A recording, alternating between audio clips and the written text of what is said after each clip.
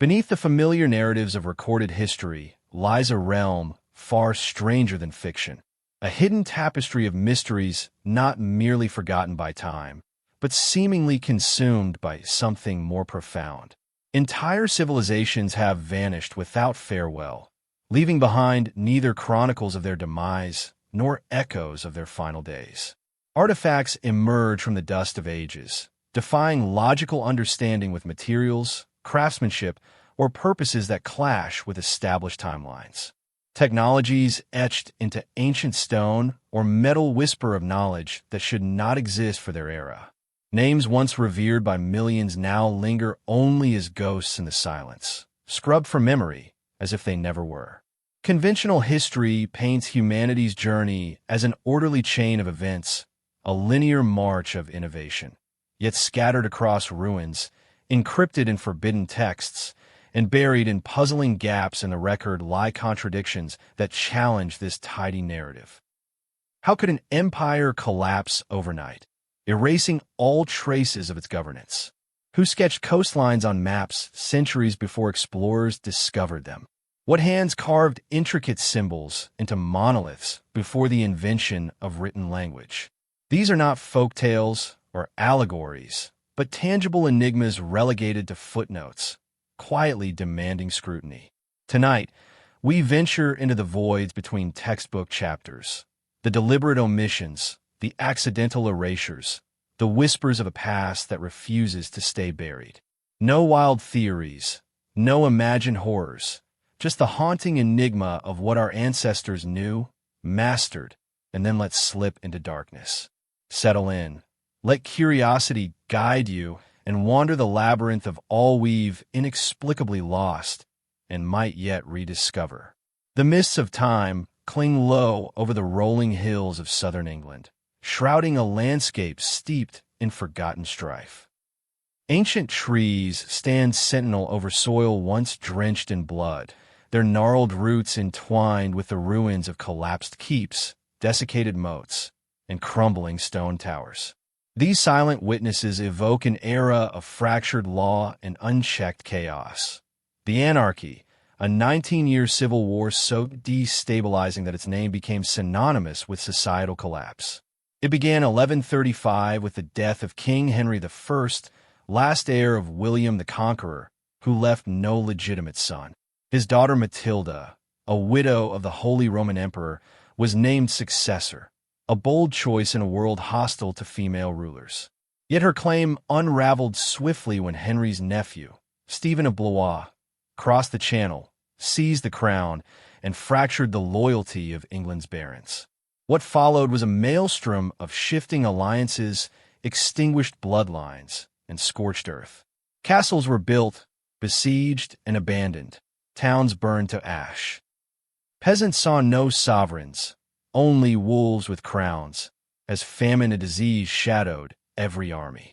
Yet for all its devastation, the anarchy left few indelible marks on history. There were no legendary battles, no grand treaties, only a slow, quiet unraveling. By 1153, Stephen agreed to name Matilda's son, Henry II, as heir. Within a year, the crown passed peacefully, and the war faded like a storm spent of its fury. But its obscurity puzzles scholars. How could an 18-year conflict that ravaged nobility and peasantry alike vanish so completely from memory? Some speculate Henry II's reign scrubbed the era from records, prioritizing order over truth. Others note the eerie lack of archaeological evidence. Battle sites near Oxford, Lincoln, and Bristol left scant traces, unlike later wars. Folklore hints at darker gaps, tales of villages abandoned en masse, whispers of plagues, or awakened ancient forces. Even the land holds riddles. Mysterious earthworks and concentric stone foundations beneath Norman castles, suggesting older structures repurposed during the chaos. Was forgotten knowledge, architectural, spiritual, briefly unearthed in the desperation of war? The questions linger. Why did Matilda, a shrewd leader, never fully claim her throne? Why did Stephen's fractured rule end not in bloodshed, but quiet concession? Why do chronicles fall silent during key years of the conflict? And what did those who lived through it believe was unraveling, a kingdom, or something deeper? The anarchy remains a phantom in England's history, a wound without a scar, its truths buried beneath soil, silence, and the weight of time. In the quiet hills of northern France, where ancient chapels and villages hold histories older than nations, a haunting legend persists, one of faith, innocence, and vanishing. The year was 1212, a time when Europe's disillusionment with the bloody, failed crusades festered like an open wound. From this despair emerged an extraordinary and tragic movement, the Children's Crusade. According to chronicles, a shepherd boy named Stephen of Cloyes claimed divine visitation, instructed to lead a holy march of the pure-hearted to reclaim Jerusalem. His message ignited fervor.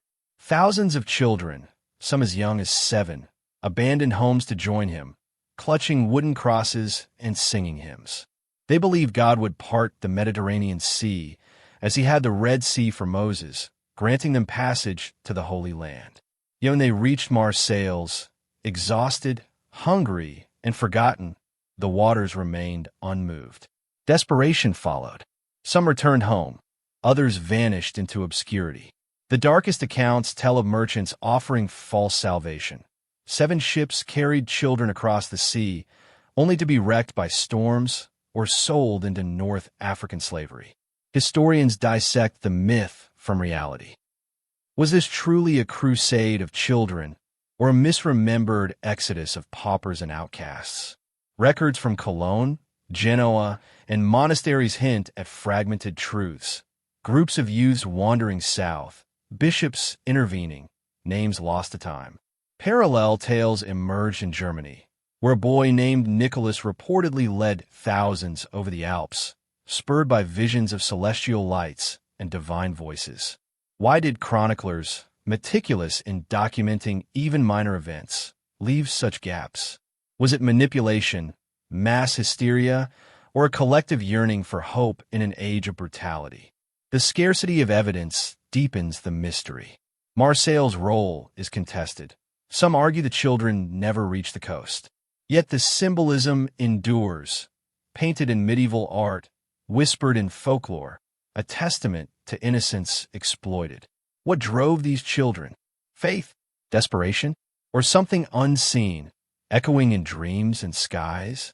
The Crusades' legacy lingers not in answers, but in echoes. A procession of shadows marching toward an uncaring sea, their voices swallowed by time. Today, their story challenges us. A parable of purity crushed by greed, and a reminder that history often guards its deepest wounds in silence. In the sweltering July of 1518, the streets of Strasbourg became the stage for one of history's most baffling spectacles. A woman named Frau Trophia stepped into the cobblestone square and began to dance. No music played, no festival beckoned. Her limbs simply twitched to a rhythm only she could hear. By the next day, others joined her.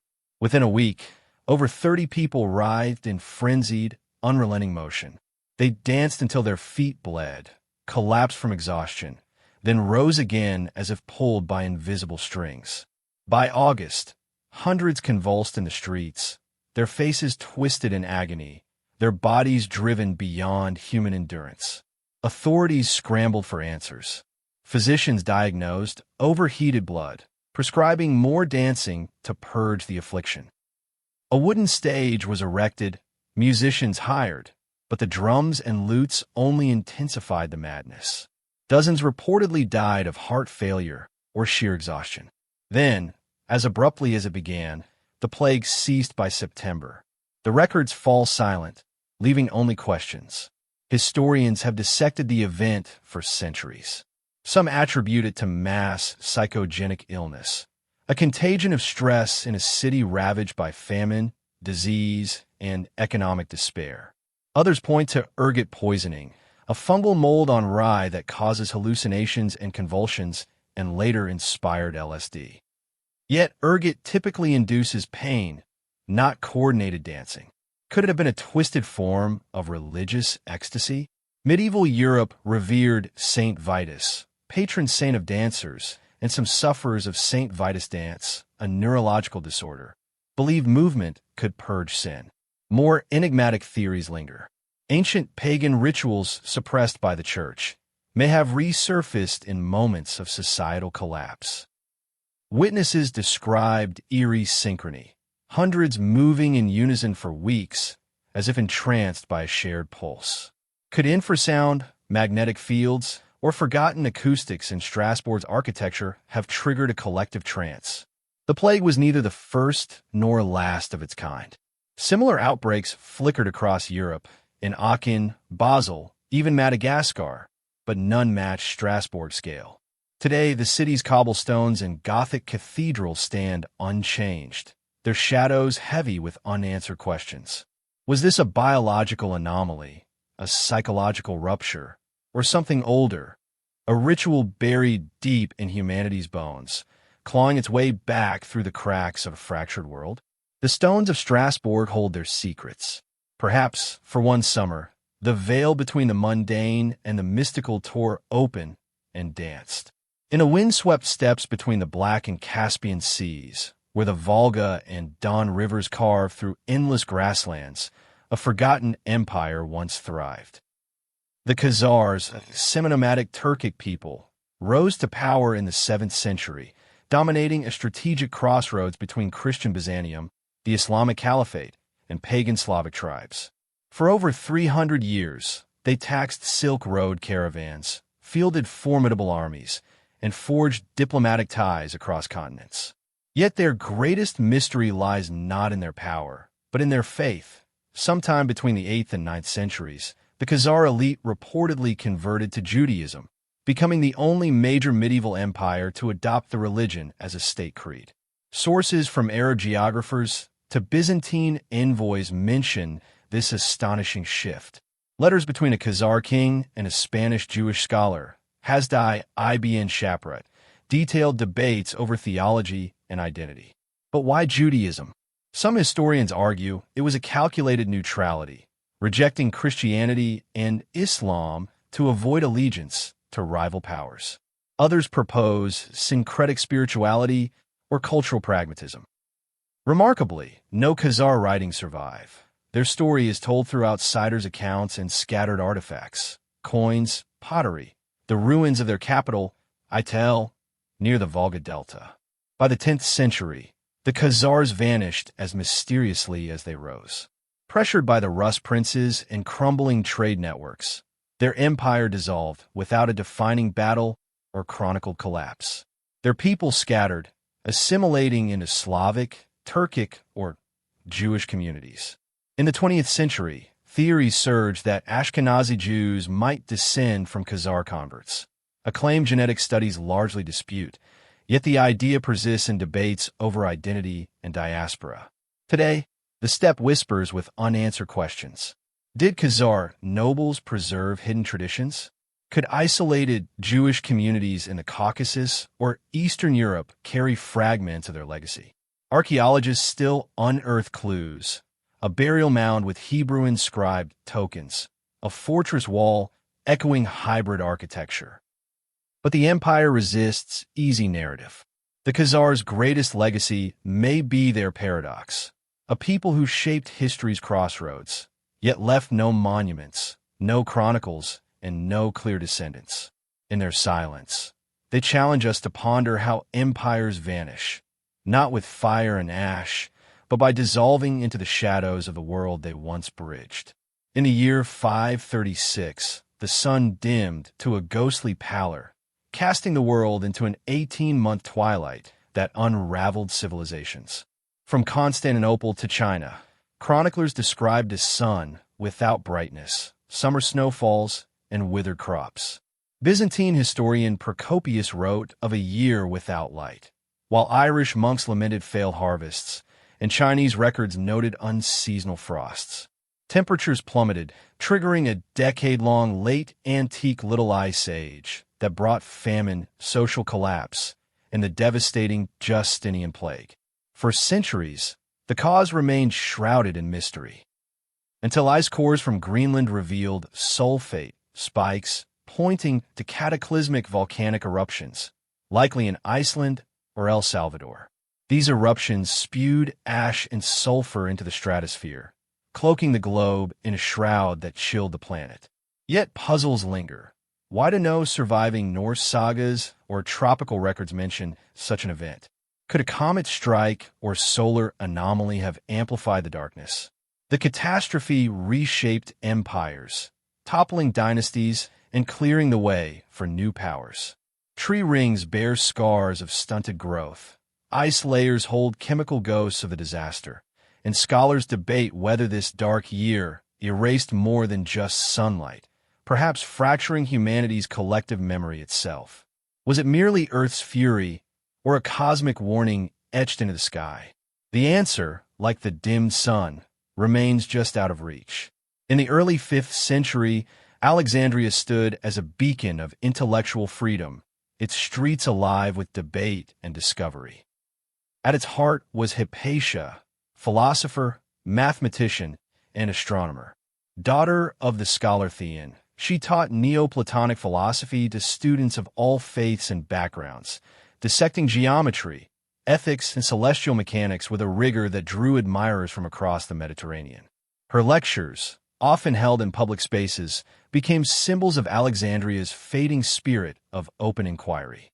But the city simmered with tension. As Christianity consolidated power, clashes erupted between Bishop Cyril's followers and pagan intellectuals. Hypatia, a pagan woman advising Roman governor Orestes, a Christian ally, found herself caught in the crossfire. In March 4, 15 CE, a mob of Christian zealots dragged her from her chariot, flayed her with oyster shells, and burned her remains. The attack was framed as religious fervor, but politics and fear of her influence likely fueled it. Hypatia's death marked a turning point. No formal inquiry followed. Cyril, though implicated, faced no consequences and was later canonized. Her writings, commentaries on Diophantus and Ptolemy, survived only in fragments, while rumors swirled about lost manuscripts on astronomy and mathematics. Some speculate she safeguarded esoteric knowledge from Alexandria's great library, then in decline. Did her murder hasten the erasure of classical learning? The aftermath was a cultural silence. Alexandria's intellectual dominance waned, its legacy overshadowed by dogma. Renaissance scholars later resurrected Hypatia as a martyr for reason, but her true legacy remains elusive. Was she a guardian of forbidden truths, or simply a casualty of shifting power? Theories persist. Whispers of celestial maps rivaling medieval models, debates on planetary motion centuries ahead of Copernicus, or secrets blending Egyptian mysticism with Greek logic. Today, her story echoes in the ruins of Alexandria, a reminder of how quickly knowledge can vanish. The stones of the harbor endure, but the questions remain: what died with Hypatia? What wisdom might still lie buried in the sands where she once walked, erased not by time, but by fear? Human history is not a steady march of progress, but a mosaic of brilliance and erasure.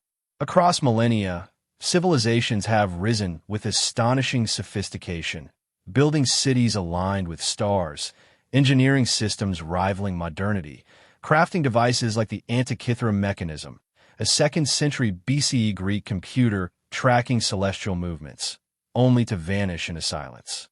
This recurring disappearance of knowledge, termed the Great Forgetting, defies simple explanation. At Catalhook, a 9,000-year-old Neolithic city in Turkey, residents painted intricate murals and buried their dead beneath homes in rituals hinting at deep symbolic thought. Yet no writing survives, their stories died with them. In the Indus Valley, Mohenjo-Daro, 2500 BCE, boasted grid streets, advanced sewage systems, and standardized weights, but their undeciphered script leaves their wisdom locked in time. Why does such knowledge vanish? Some blame oral traditions. When societies collapse, unwritten knowledge evaporates. Others point to deliberate erasure.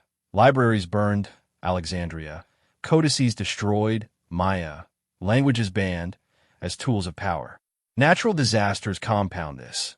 Ice cores and tree rings reveal cataclysms like volcanic winters or solar flares that could reset civilizations.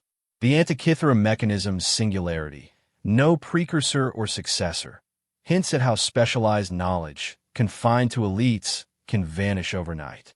Yet deeper questions linger. Petroglyphs resembling star charts, megaliths with cryptic alignments, and global myths of worlds before ours suggest lost epochs of insight. Is forgetting intrinsic to humanity? As societies grow, knowledge splinters into specialized silos, scribes, engineers, astronomers. Vulnerable to disruption. When these gatekeepers fall, their expertise becomes indecipherable. Dead languages, machines without manuals, star maps without keys. The great forgetting is not just about loss, but paradox.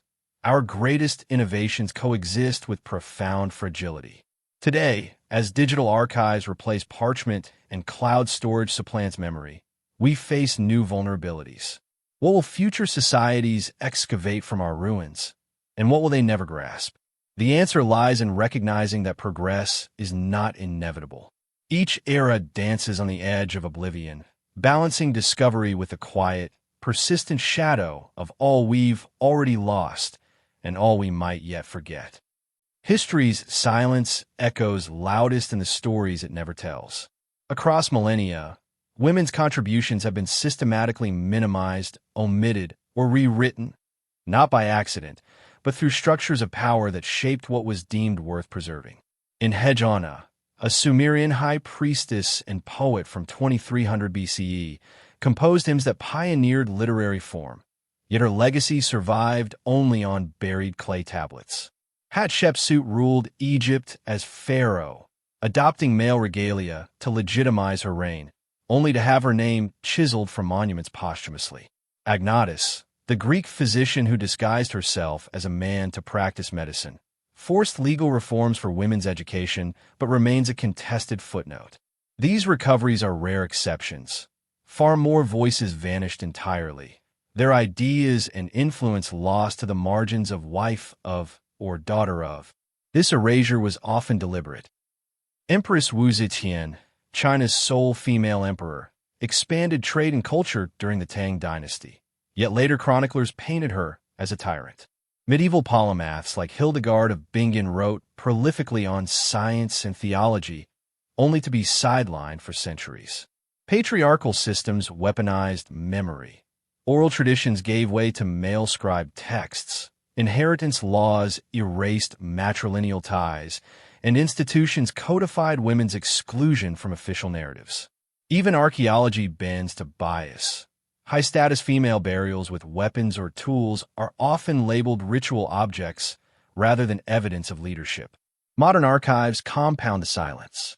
Digitized records prioritize male-authored documents.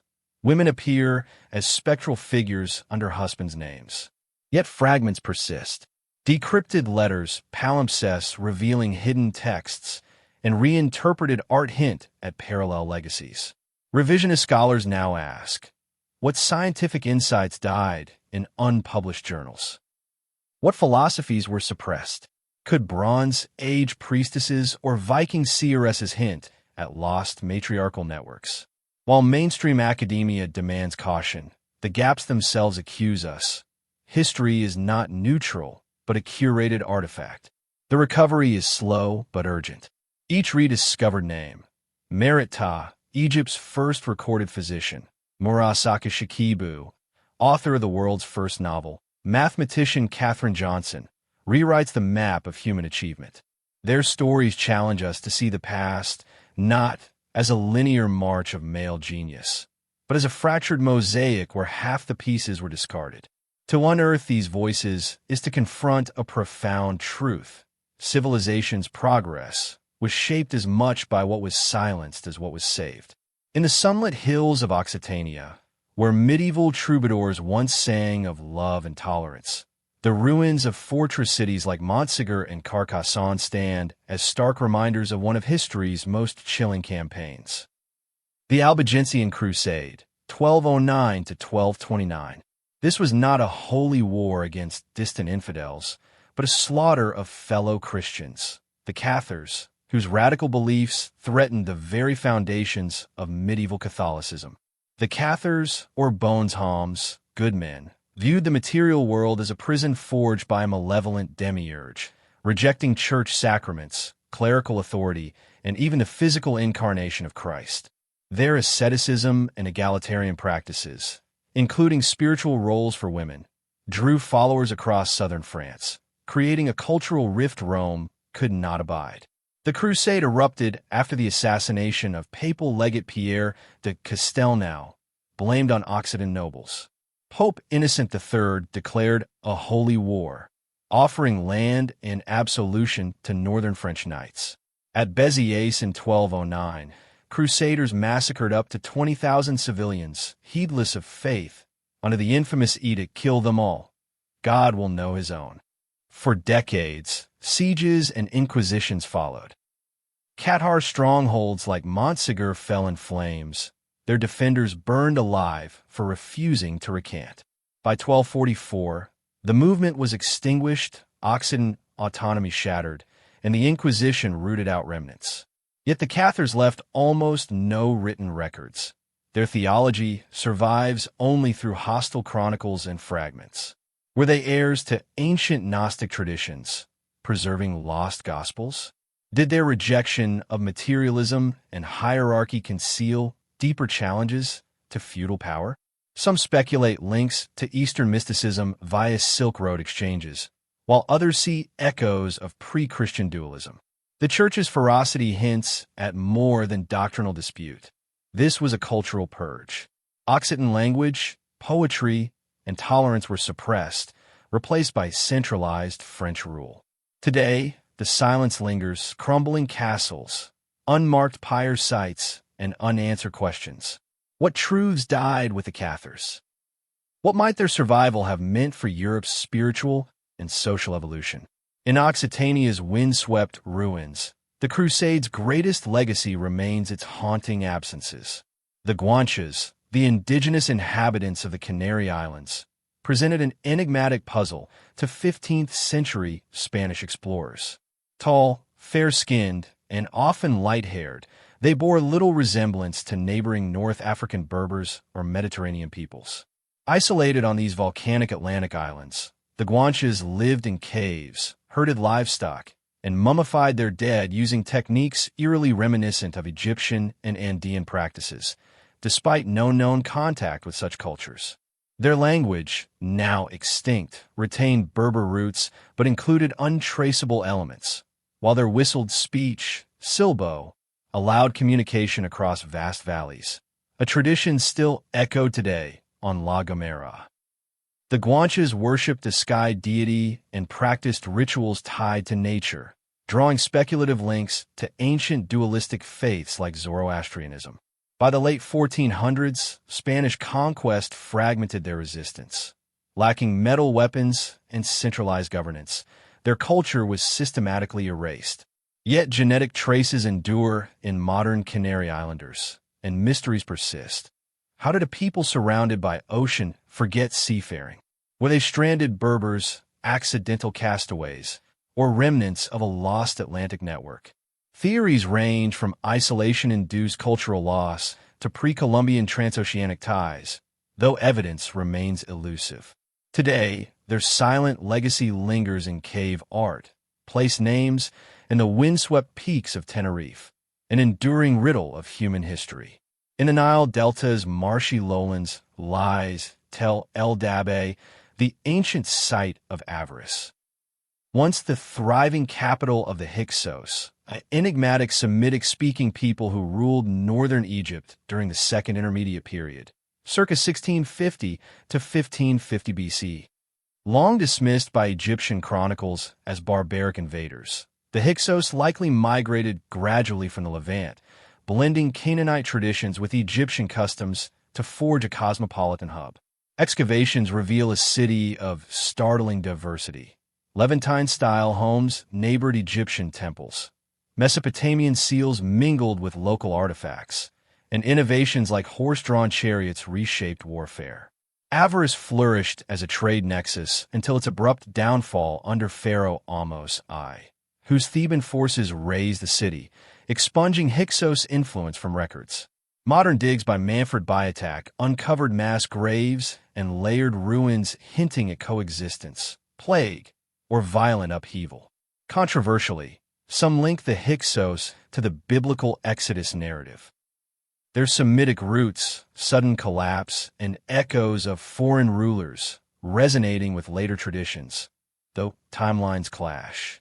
Fringe theories speculate about lost scrolls or hidden chambers beneath the delta's silt, but Avaris' true legacy lies in its challenge to Egypt's monolithic identity.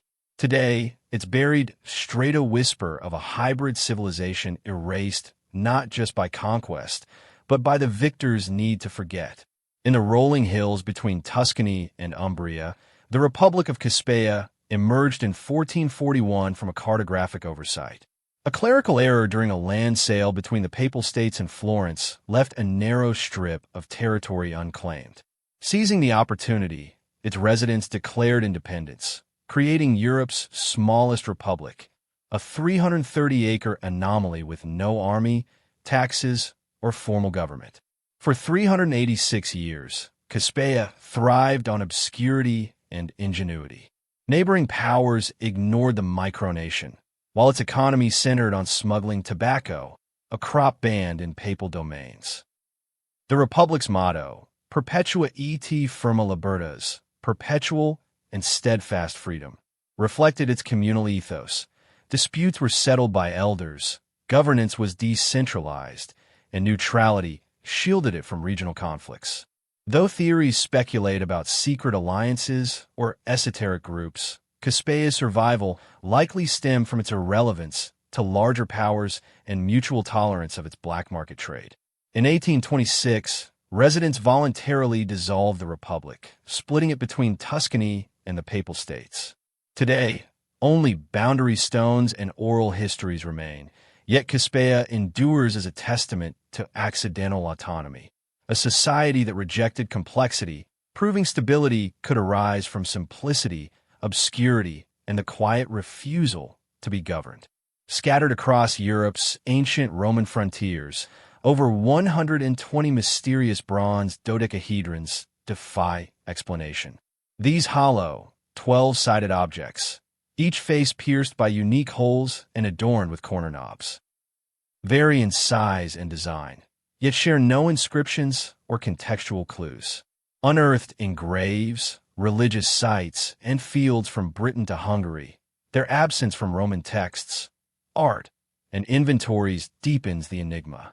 Scholars propose practical uses: agricultural calendars measuring sunlight, artillery calibrators, or knitting frames. Others see symbolic roles, linking their geometry to Platonic ideals of cosmic order or secret rites of mystery cults. Fringe theories suggest astronomical tools akin to the Antikythera mechanism or relics of a pre-Roman civilization. Despite advanced imaging and analysis, their purpose remains veiled. Crafted with precision yet never standardized, these silent artifacts embody history's quiet paradox, a mundane tool to its makers, an eternal riddle to us. The dodecahedrons endure as humbling reminders that some mysteries vanish not through destruction, but simply because no one thought to write them down. The Codex Gigas, or Devil's Bible, a 13th century manuscript housed in Sweden's National Library, is a colossal enigma of medieval Europe. Weighing 165 pounds and standing 3 feet tall, it comprises the complete Latin Bible, medical texts, historical records, and exorcism rites, all penned in a single, unwavering hand, likely by one scribe over 2 decades. Its infamous full-page depiction of the devil, horned, crouched, and hauntingly isolated, faces an illustration of the heavenly city, sparking legends of a damned monk's Faustian pact to create the tome overnight. While scholars debate its purpose, ceremonial showpiece, comprehensive knowledge vault, the Codex's missing folios and blend of sacred secular content fuel theories of hidden heresies or lost rituals. Looted from Prague during the 30 Years' War, it now rests under guarded glass. Its silent pages a testament to ambition, devotion, and the unresolved tension between divine aspiration and infernal myth. The Rohan Codex, a cryptic 16th-century manuscript discovered in 19th-century Hungary, remains one of Europe's most perplexing literary puzzles. Bound in weathered leather,